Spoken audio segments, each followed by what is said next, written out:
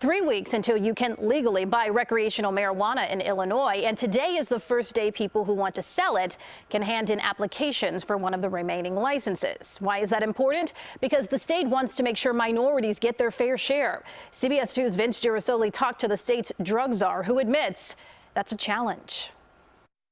At the heels of granting licenses to sell legal marijuana is the memory of a war on drugs critics say targeted minorities. It's just fundamentally unfair to think about licensing people to participate in an activity that destroyed whole communities. Former State Senator Toy Hutchinson is now the governor's special advisor on cannabis. We're all frustrated. She says developing the state's unique system called social equity meant to give minority-owned businesses a better shot at receiving one of the first 75 sales licenses had its limits. How can we do it differently in a way that would stand up in court? People like me gonna be left out again. We've spoken to discouraged minority entrepreneurs. They had hope for the discounted application fee and a 51% minority ownership rule.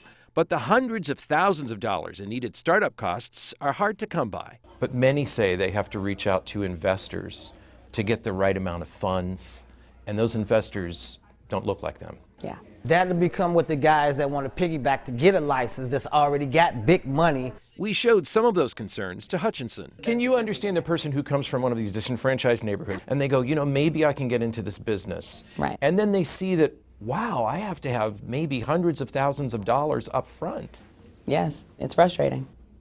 But that's the best we can say to them? That is pretty much the only thing we can say to them. This is a difficult industry to get into. It just is. Does that seem fair? Come on.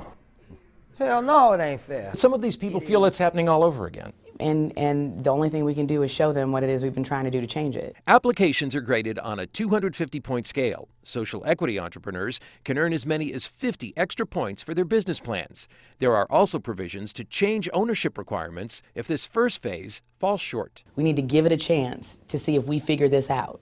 I can tell you this, nobody else has. Now, something to keep in mind, says Hutchinson, is that the state's approach is extremely deliberate. Only 10% of Illinois' total remaining licenses are being awarded in this first phase. That'll become May. They expect there will be changes as Illinois enters the world of legal weed. Reporting live in the newsroom, I'm Vince Girasoli, CBS 2 News.